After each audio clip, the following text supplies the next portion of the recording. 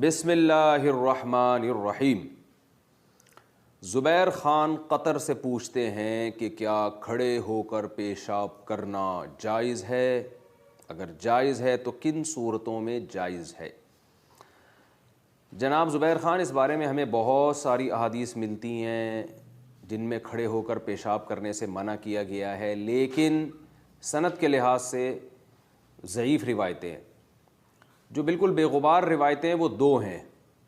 ایک تو بخاری کی حدیث ہے کہ حضرت حذیفہ بن یمان رضی اللہ عنہ سے روایت ہے کہ نبی صلی اللہ علیہ وسلم اتا سباطۃ قوم فبال وتوضأ فبال قائما وتوضأ کما قال، کہ آپ صلی اللہ علیہ وسلم کہیں تشریف لے گئے اور کچرے کا ڈھیر وغیرہ تھا تو وہاں آپ صلی اللہ علیہ وسلم نے کھڑے ہو کر پیشاب کیا۔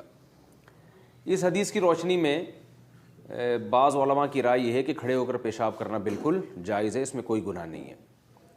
لیکن دوسری طرف حضرت عائشہ رضی اللہ تعالی عنہا کی حدیث ہے، وہ بھی صحیح حدیث ہے۔ اس میں آتا ہے کہ آپ حضرت عائشہ فرماتی ہیں کہ من حدثکم، جو تمہیں یہ بتائے کہ نبی صلی اللہ علیہ وسلم نے کھڑے ہو کر پیشاب کیا ہے، فلا تصدقوہ، اس کی تصدیق مت کرو، یعنی اس کو جھوٹا قرار دو۔ تو یہ دوسری حدیث ہے جس میں امی عائشہ فرماتی ہیں کہ آپ صلی اللہ علیہ وسلم کبھی کھڑے ہو کر پیشاب نہیں کرتے تھے، بلکہ اگر کوئی کہے کہ آپ نے کھڑے ہو کر پیشاب کیا تو اس کا انکار کر دو۔ تو حضرت حذیفہ والی حدیث سے پتہ چلتا ہے کہ بہرحال نبی نے یہ کام کیا ہے۔ امی عائشہ تو چونکہ روز جو نبی صلی اللہ علیہ وسلم کا معمول دیکھ رہی ہیں اس کے حساب سے بتا رہی ہیں کہ نبی یہ کام نہیں کرتے تھے۔ تو اس سے ہمیں پتہ چلتا ہے کہ آپ صلی اللہ علیہ وسلم کا جو عام معمول تھا وہ بیٹھ کے پیشاب کرنے کا تھا، اور اس میں آپ صلی اللہ علیہ وسلم اتنی زیادہ تاکید سے اور اتنی پابندی سے بیٹھ کے پیشاب فرمایا کرتے تھے کہ امی عائشہ کو یہ گمان ہوا کہ یہ کبھی ہو ہی نہیں سکتا کہ نبی کھڑے ہو کر پیشاب کریں گے، تبھی تو کہہ رہی ہیں کہ جو یہ کہتا ہے اس کا انکار کر دو۔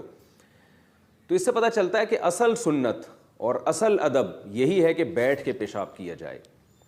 ایک واقعہ ملتا ہے کہ کھڑے ہو کر پیشاب کیا، تو کبھی بھی ایک واقعے کو اصول نہیں بنایا جاتا۔ اصول ہمیشہ یعنی اصول اور ضابطہ وہاں سے اخذ کیا جاتا ہے جو عام معمول ہو۔ تو ایک دفعہ آپ نے کھڑے ہو کر جو پیشاب کیا تو علماء اس کی وجوہات بیان کرتے ہیں۔ بعض علماء کہتے ہیں ہو سکتا ہے وہاں پر بیٹھنے کی جگہ نہ ہو، بعض نے کہا کہ ہو سکتا ہے آپ صلی اللہ علیہ وسلم کی کمر مبارک میں یا گھٹنے میں تکلیف ہو، کوئی عذر ہو، بعض نے یہ کہا کہ ایک بیماری ہے گھٹنوں کی یا کمر کی جس میں کھڑے ہو کر پیشاب کرنے سے فائدہ ہوتا ہے، تو عین ممکن ہے آپ صلی اللہ علیہ وسلم بطور علاج کے کر رہے ہوں، اور یہ بھی ممکن ہے کہ آپ صلی اللہ علیہ وسلم اس لیے کھڑے ہو کر رہے ہوں تاکہ لوگ کھڑے ہو کر پیشاب کو بالکل حرام نہ سمجھیں، کیونکہ بعض دفعہ بیٹھنے کی جگہ نہیں ہوتی تو کھڑے ہو کر ہی پیشاب کرنا پڑتا ہے۔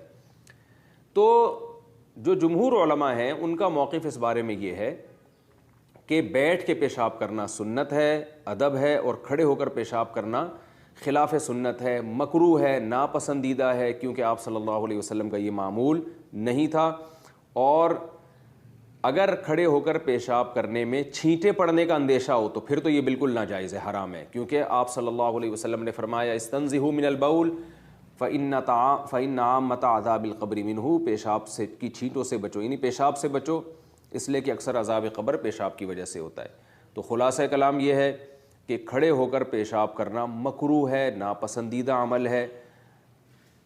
اصل سنت یہی ہے کہ بیٹھ کے پیشاب کیا جائے۔ البتہ کھڑے ہو کر پیشاب کرنے کو حرام یا گناہ کبیرہ نہیں کہا جائے گا، ناپسندیدہ مکروہ کہا جائے گا، اور اگر کوئی ضرورت ہو تو پھر بالکل جائز ہے۔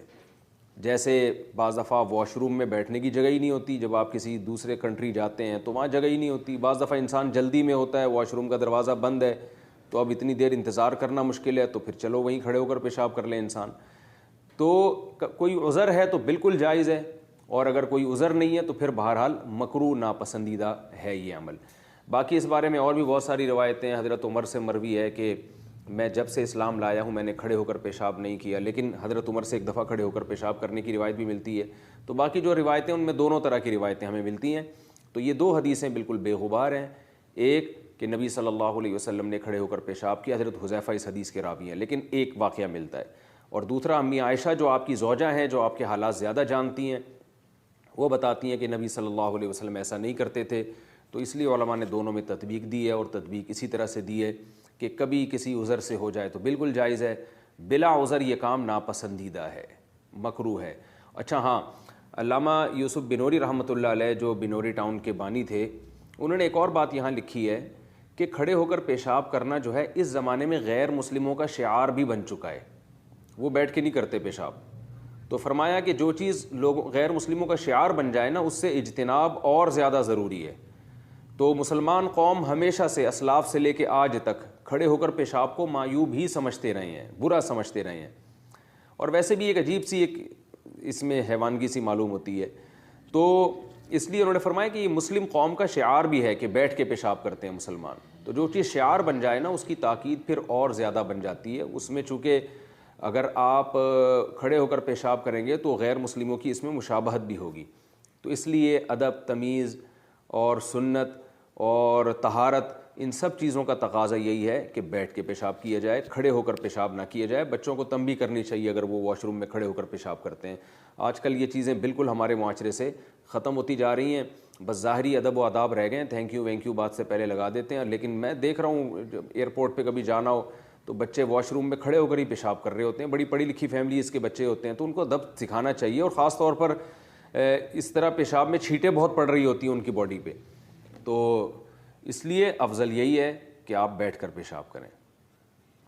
لیکن بہرحال حرام نہیں ہے کوئی کھڑے ہو کر پیشاب کر رہا ہو تو یہ نہیں کہ اس پہ حرام ہونے کا یا گناہ کبیرہ کا کوئی فتویٰ لگایا جائے گا، ایسا نہیں ہے.